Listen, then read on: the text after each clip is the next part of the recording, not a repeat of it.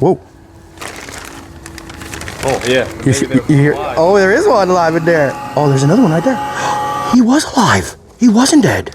Oh, wow. Get out of here. We spent the day in West Seattle with Rambo Total Pest Control, treating wood-boring beetles, crawling under homes, and somehow ending up face-to-face with live hornets inside a sealed bag.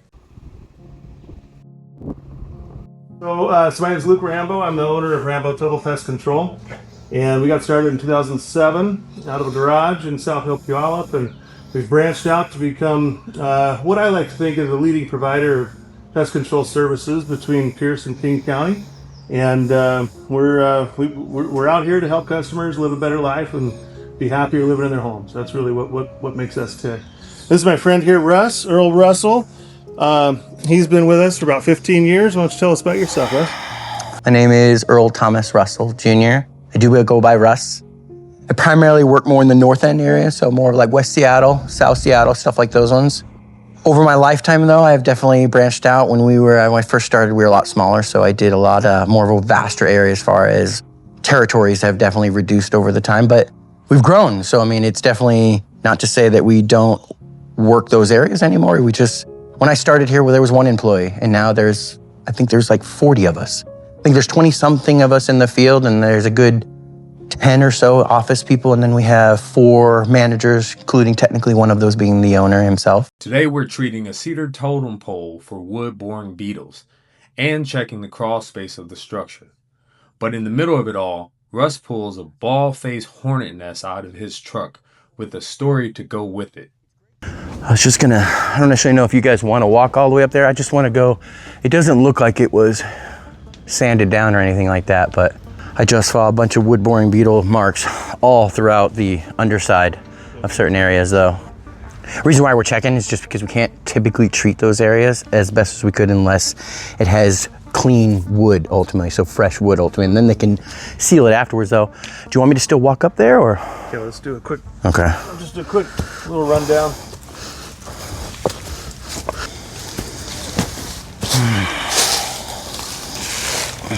All this stuff.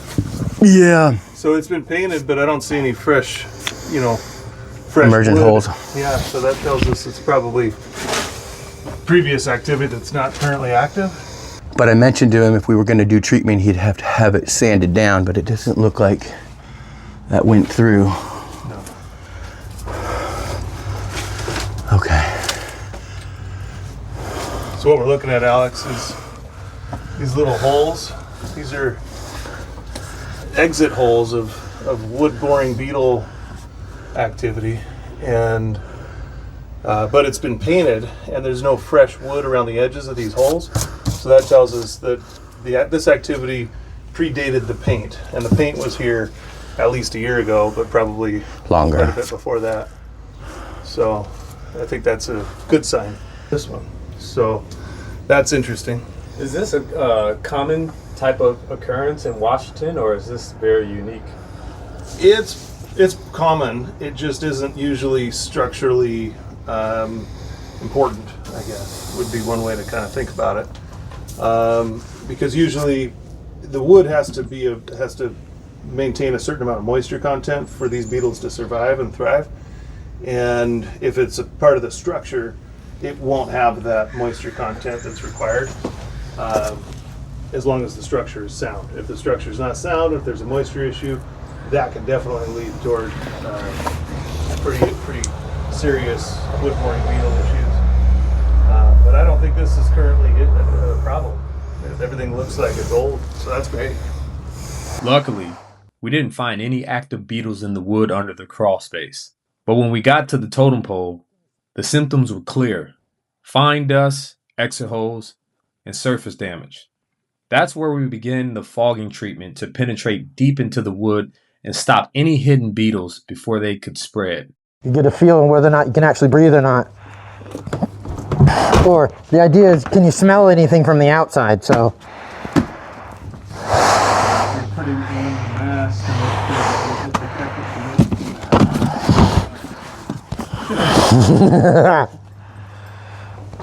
so you're going to edit some of it, right? So This is what happens when you don't use your PPE gear all the time. It takes you a little bit of... I was filling in because we were short-handed on a day of route, and he just happens to see my truck rolling around, and he follows me, and I'm messing with the backpack. I can't figure out where the straps go, and he's just dying laughing over there, taking pictures of me. Tearing the bottle with him. I might have to, I might still file a HR report on that one. So I've learned a lot, ultimately. Things to do and things not to do. There we go.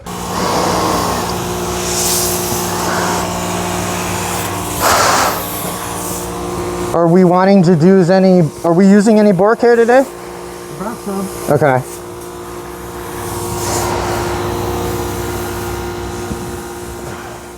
This treatment is designed specifically for wood-boring beetles. We're using a fogging solution that allows the material to reach deep into the pores and inner surfaces of the wood, places a normal spray can't get to. The fog coats every exposed area, helping to control any hidden beetle activity and protect the structure from the damage. With a 60-year-old totem pole like this, preserving the integrity of the wood is just as important as stopping the infestation.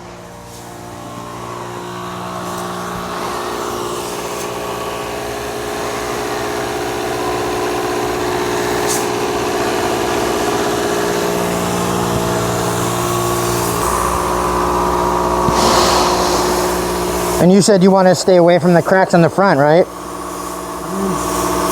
What do you think? I think if they're open, I don't necessarily know if it hurts anything.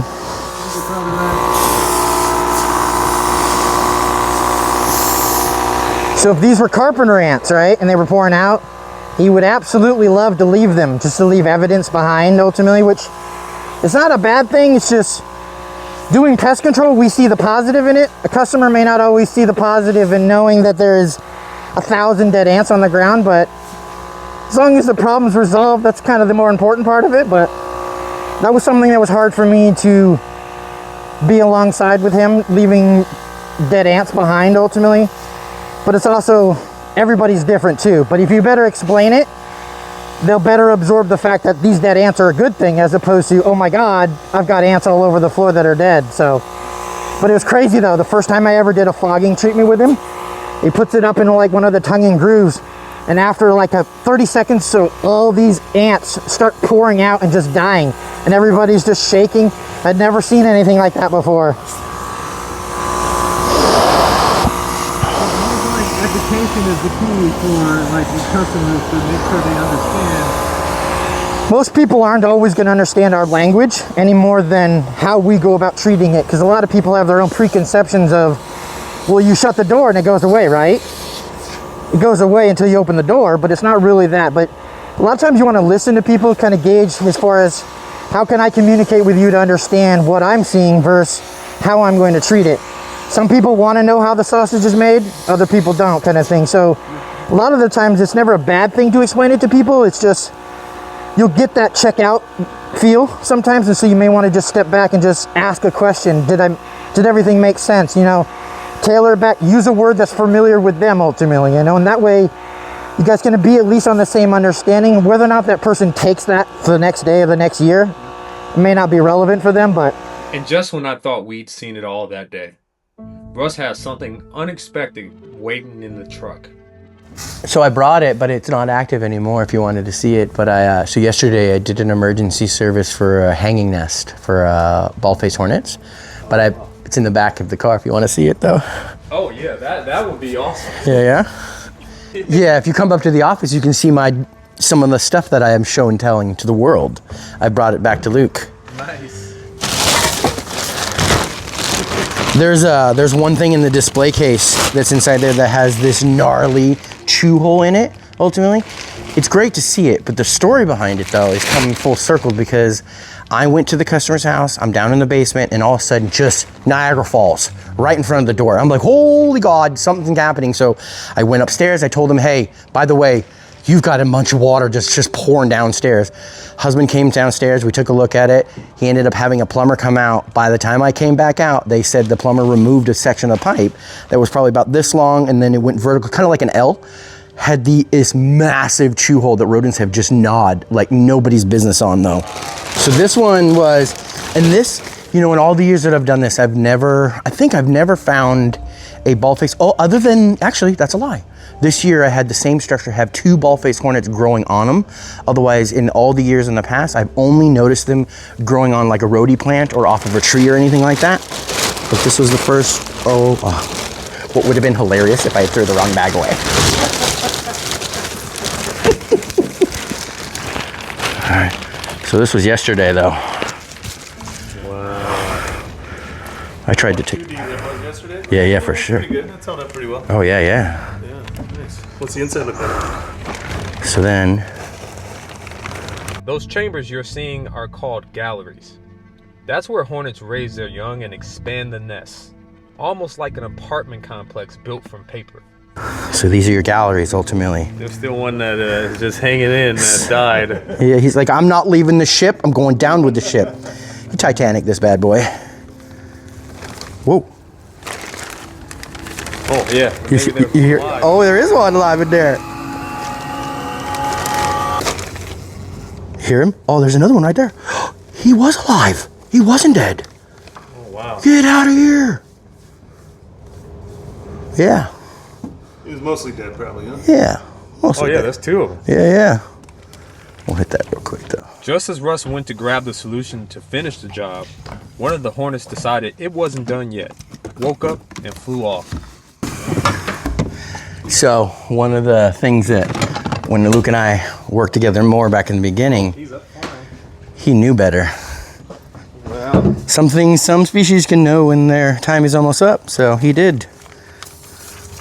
There are some situations though, like ground nests and stuff like that, you know, whenever you're trading them, any nest, I would actually advocate for any time you can ever remove a nest, it's the best thing for you as well as the customer, because in my lifetime of doing this, I know physically I've seen 2 regrow, which is so surreal because the instance that I first remember, it grew because I treated half of it and I removed it, but the other half was behind the attic space wall that I couldn't, back in the day I would say I didn't know something like this, but afterwards I think outside the box, and it must have been that I removed all the nesting that was built on the outside, and I would not have thought that the other side of the wall had remainder of the nest. And so one of our other techs, Jeff, he had to actually go back out and retreat it, and granted I didn't get to see it, but the one I just mentioned before where it was bald-faced hornets on the roof, because he's a friend of my mom's, I actually went back to that house again.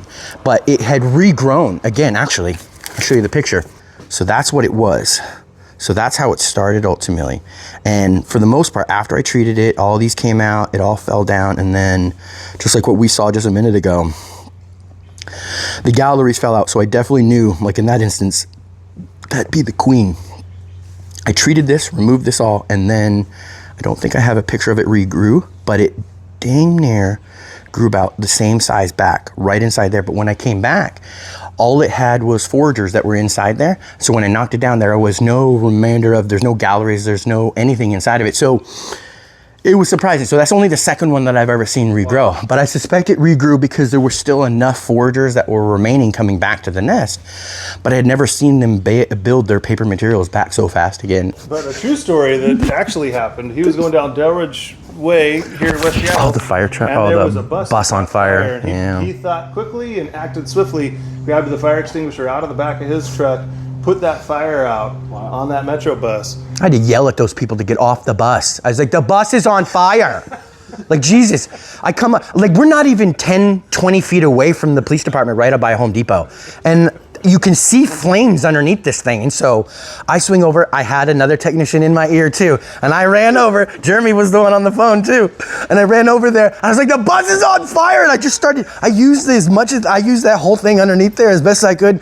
People started coming off the conductor, the guy, the driver, whatever. He came up, he brought his fire extinguisher. And yeah, there's moments in time that you just never forget. But it's just, there's little things like that though. So I'd also learned you never flip anybody off when you're driving. You always just drive correctly, because You never know who's watching. You're always in a billboard, Luke says. And so those are good things always to take into account. I think also too, as you go to, you learn, we all have common sense. It's also like, this isn't my company, so I don't want to necessarily do anything that would hurt his company or his reputation. That's also equal why I'd want to do a good job, just to make sure when I'm not here that the same reputation sits here even if I'm not here. I met a couple technicians that didn't initially turn out to stay with us, but they did indicate like a lot of pest control companies don't keep people as long as certain companies do. And when I informed him that I had been here for almost 14 years and the 2 people that were hired right after me, they're still here too. And so they're all 10 years plus too. And so I think now we are tracking on, at least 5 to 8 people that have been here solidly for anywhere between 10 to 15 years. And so it's nice though, but it's also helpful because when you have the same faces that are through generations, they teaching other people that have come through at the same time is same face servicing areas too also help. I've also got to know Luke's entire family too. So Yep. That's the fabric of what makes a great company is people who are committed, they care, and it shows. It shows in the community, like people being able to recognize you, and that's the apex of the Local Service Legendz. This is what Local Service Legendz is all about, showing the people who keep our communities standing. It's not just a job. It's pride, craftsmanship, and care for the places we call home. When you show up with that level of dedication, that's the apex of being a legend. This is Local Service Legendz.